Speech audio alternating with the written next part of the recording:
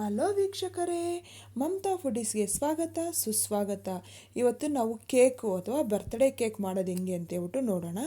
ಇದಕ್ಕೆ ಮೈದಾ ಬೇಡ, ಓವೆನ್ ಬೇಡ, ನಾವು ಈಸಿಯಾಗಿ ಮನೆಯಲ್ಲೇ ಮಾಡ್ಕೋಬೋದು. ನಾವಿನ್ನು ಬರ್ಡೇಗೆ ಕೇಕೆಲ್ಲ ಬೇಕು ಅಂದರೆ ಕೇಕ್ ಶಾಪ್ಗೆ ಹೋಗಬೇಕಾಗಿಲ್ಲ, ನಾವು ಮನೆಯಲ್ಲೇ ರೆಡಿ ಮಾಡ್ಕೋಬೋದು. ಬನ್ನಿ ಹೆಂಗೆ ಮಾಡೋದಂತೇಳಿ ತೋರಿಸ್ಕೊಡ್ತೀನಿ. ಫಸ್ಟು ನೋಡಿ, ಓರಿಯೋ ಬಿಸ್ಕೆಟ್ ತೊಗೊಂಡಿದ್ದೀನಿ ನಾನು 3 ಪ್ಯಾಕೆಟು. ಈಗ ಅದನ್ನು ಪ್ಯಾಕೆಟಿಂದ ತೆಗೆದು ಬಿಸ್ಕೆಟನ್ನೇ ಸಪ್ರೇಟು ಮತ್ತು ಕ್ರೀಮ್ನೇ ಸಪ್ರೇಟ್ ಬೌಲಲ್ಲಿ ಹಾಕ್ಕೊತಾ ಇದ್ದೀನಿ. ನೋಡಿ ಈ ಥರ ನೋಡಿ, ಕ್ರೀಮೇ ಸಪ್ರೇಟ್ ಆಗಿದೆ, ಬಿಸ್ಕೆಟೇ ಸಪ್ರೇಟ್ ಮಾಡ್ಕೊತಾ ಇದ್ದೀನಿ ನೋಡಿ.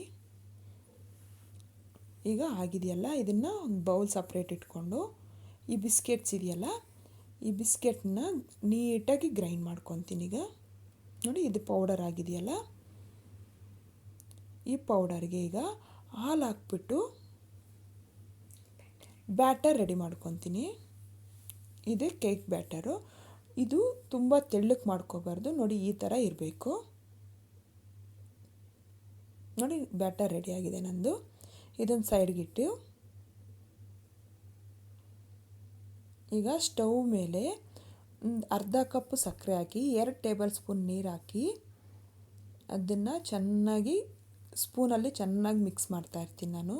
ಅದು ಪಾಕ ಬರೋಷ್ಟರಲ್ಲಿ ಸಕ್ಕರೆ ಎಲ್ಲ ಮೆಲ್ಟ್ ಆಗಬೇಕು ಅಂತ. ನೋಡಿ ಸಕ್ಕರೆ ಎಲ್ಲ ಮೆಲ್ಟ್ ಆಗ್ತಾ ಇದೆಯಲ್ಲ ಈಗ. ನೋಡಿ ಈಗ ಪಾಕ ರೆಡಿಯಾಗಿದೆ. ಇದನ್ನು ಒಂದು ಸೈಡಿಗೆ ಸ್ಟವ್ ಮೇಲಿಂದ ಇಳಿಸಿ ಒಂದು ಸೈಡ್ಗೆ ಇಡ್ತೀನಿ. ಈಗ ಬ್ರೆಡ್ ಸ್ಲೈಸಸ್ ತೊಗೊಂಡು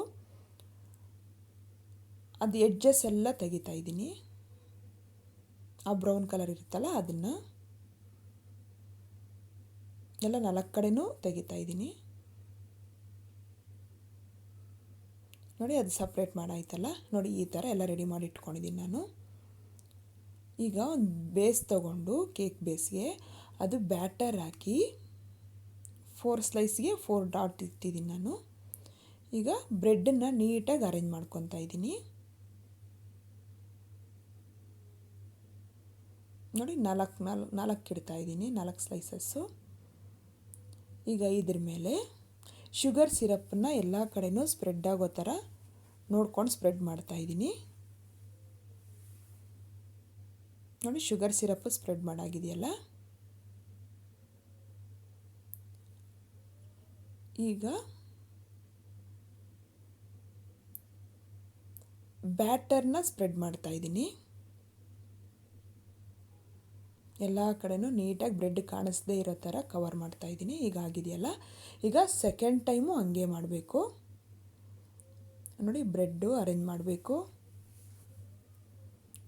ಈಗ ಅದ್ರ ಮೇಲೆ ಶುಗರ್ ಸಿರಪ್ಪು ಸ್ಪ್ರೆಡ್ ಮಾಡಬೇಕು. ಈಗ ಬ್ಯಾಟರ್ನ ಹಾಕ್ಬಿಟ್ಟು ನೀಟಾಗಿ ಕವರ್ ಮಾಡ್ಕೋಬೇಕು. ನೋಡಿ 3rd ಟೈಮು ಹಂಗೆ ಮಾಡಬೇಕು. ಬ್ರೆಡ್ ಸ್ಲೈಸಸ್ ಇಡಬೇಕು.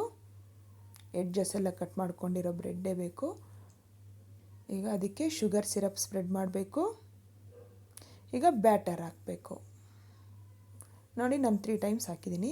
ಈಗ ಎಡ್ಜಸ್ ಇದೆಯಲ್ಲ, ಎಡ್ಜಸ್ನ ನಾವು ಕ್ರೀಮಿಂದ ಕವರ್ ಮಾಡ್ಕೋಬೇಕು. ಬ್ಯಾಟರ್ ಹಾಕ್ಬಿಟ್ಟು ಕವರ್ ಮಾಡ್ಕೋಬೇಕು ಎಡ್ಜಸ್ಗೆಲ್ಲ. ಆ ಎಡ್ಜಸ್ ವೈಟ್ ಕಾಣಿಸ್ಬಾರ್ದು ಅಂತ ಹೇಳ್ಬಿಟ್ಟು ಬ್ಯಾಟರ್ ಹಾಕೋದು. ನೋಡಿ ಈ ಥರ ಆಗಿದೆಯಲ್ಲ. ಈಗ ನೋಡಿ ಎಲ್ಲ ಎಡ್ಜಸ್ಸು ನಾನು ಕವರ್ ಮಾಡಾಗಿದೆ. ಈಗ ಇದನ್ನು ಫ್ರಿಜ್ಜಲ್ಲಿ 30 ಮಿನಿಟ್ಸ್ ಅಂದರೆ ಅರ್ಧ ಗಂಟೆ 30 ನಿಮಿಷ ನಾನು ಫ್ರಿಜ್ಜಲ್ಲಿ ಇಡಬೇಕು ಇದನ್ನು. ಈಗ ವೈಟ್ ಕಲರ್ ಕ್ರೀಮ್ ಇದೆಯಲ್ಲ, ಅದನ್ನು ಚೆನ್ನಾಗಿ ಮ್ಯಾಶ್ ಮಾಡಿಕೊಂಡು ಬಿಸಿ ಹಾಲು ಹಾಕಬೇಕು. ಬಿಸಿ ಹಾಲು ಹಾಕಿದ ತಕ್ಷಣ ಆ ಕ್ರೀಮ್ ಮೆಲ್ಟ್ ಆಗುತ್ತೆ.